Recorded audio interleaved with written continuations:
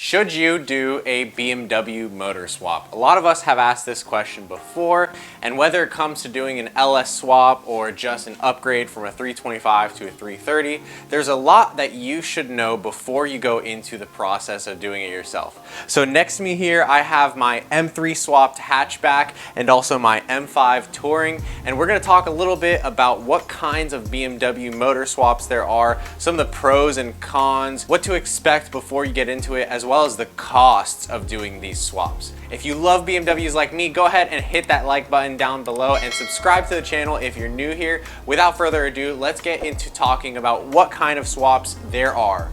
Now there's a couple of different ways to break down the motor swaps between BMWs, and I would really say that there's non-BMW motor swaps and then there's BMW to BMW motor swaps. So a non-BMW motor swap would be doing something like a 2J swap or an LS swap into one of these cars, and to do something like that you're going to need a lot of expertise and experience with the drivetrain that you're going to be working with, because that's what's going to have to be adapted the most to the car. Now you're obviously going to have to know both sides of the equation if you're going to want to make a full running driving swap with, let's say, a speedometer that works, but most of the time people will want to do a performance swap where they're just getting the performance out of the drivetrain and you can run a standalone harness and just get by with doing something like a digital dash or other means. So we're not going to be touching a lot on that subject today. What we're going to be focusing on is BMW to BMW motor swaps, something that's a little bit easier and a little more cost effective depending on which way that you want to go.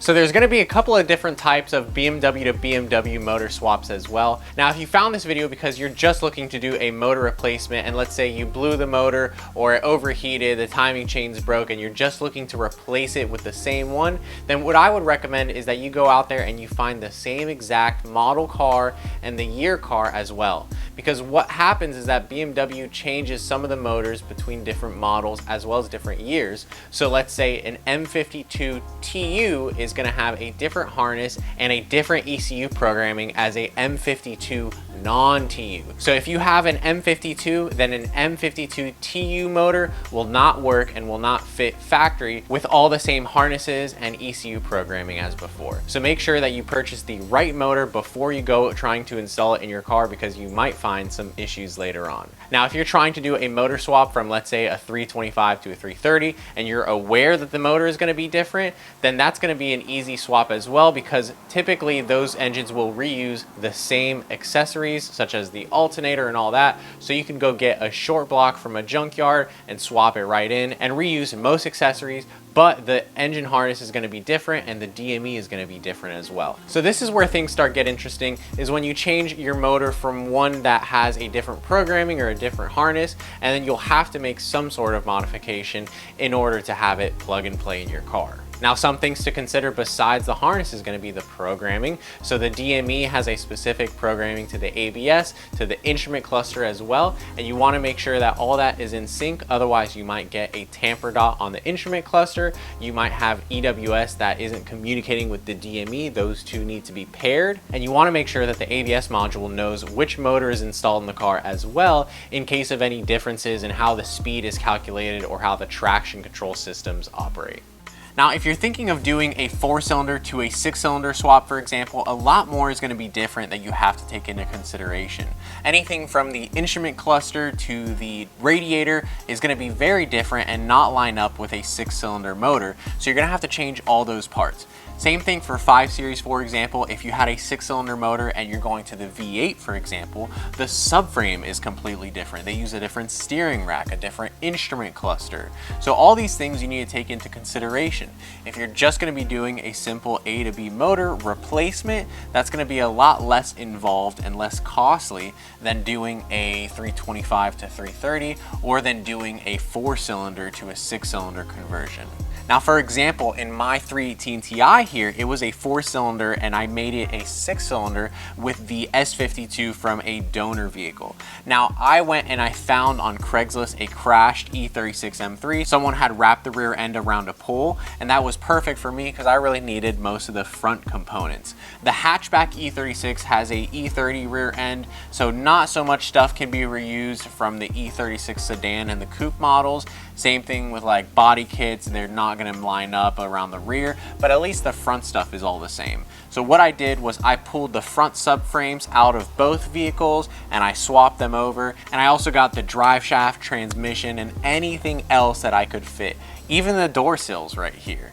Now obviously there was some stuff that wouldn't fit, and I knew that I was going to be making a race car out of this thing, so I decided not to do the full interior swap. But otherwise, I still have most of the E36 M3 parts. I still have the AC lines put aside in case I ever decide I want to install AC in this car. And that's about it. This is a simple, dirty drift car. It's meant to get around on the weekends and have fun in, rip around at certain events. But otherwise, it's not meant to be any showstopper, made to be really basic, reliable, and simple. So that's why I took the drivetrain and I put it inside of this car, and I really enjoy the 318 weight distribution and the handling characteristics because it's a little different than the standard E36 suspension.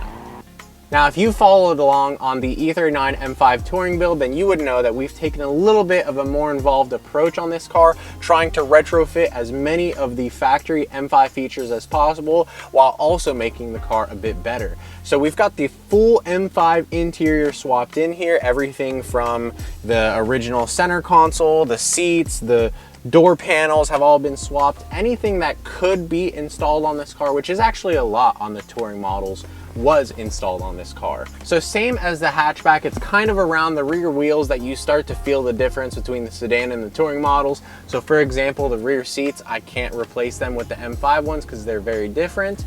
And then the rear subframe is going to be a very different suspension lineup. So standard E39 M5 suspension kits will not fit on here. Now I've heard that you could actually weld in the entire rear end of an E39 M5 and make it that true coilover style, because the E39 Touring uses a spring over axle style with a separate strut assembly. Now that is what allows it to have the air adjustable suspension from factory, which we actually replaced and did a better air suspension on.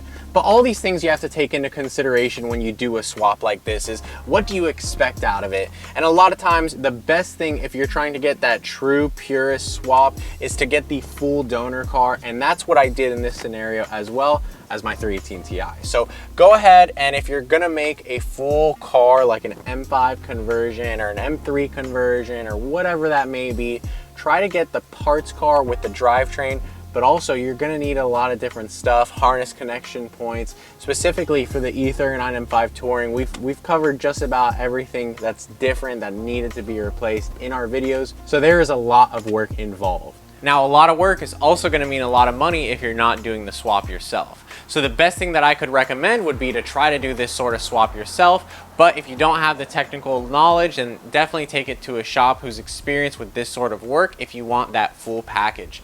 It's not hard to just put a motor in and get it running, but it is a little more involved to get everything correct, no dash lights on, and everything synced up so that when you scan the car, it thinks that everything is all right. So if you're looking to do the cheapest motor replacement in the world, then go ahead and grab the factory motor. It's going to require the least amount of work. In some cases, you can get the upgraded motor for a similar price. So doing something like a 325 to 330 conversion or 525 to 528 conversion is easily possible, but be aware that there are some differences in the harness configuration and the DME programming that you'll have to deal with and address, so you might want to consider getting the engine, harness, and DME as a whole. If you're doing an M conversion though, that is a completely different beast altogether. Be realistic with your goals. Try to get a donor car if you want to get as many parts as possible to really complete the picture, and make sure that you have someone qualified doing all the work so that at the end of the day it's all synced up. My car right here, we're still not done with all the M5 converting stuff, so if you want to see more work on this car and us continue to make it an ultimate M5 wagon road trip driving car, then go ahead and follow the channel because we have a lot more left to do on it. Now that is going to conclude today's video. Let me know if you enjoyed watching and comment down below what your favorite type of BMW motor swap is. Obviously, I'm a big fan of the M motor swaps. Now, I wouldn't really say the M3 Ti is a conversion, but the M5 is almost getting there. And I also just love it when people take like a 6-cylinder M50 and throw it in an E30, because those are really cool too. They give you more power, but the M50 or the M52 is a super reliable, cheap motor to find, and the swap is easy as well. So thanks for watching today's video. I hope everyone has an awesome day, and we'll see you next time.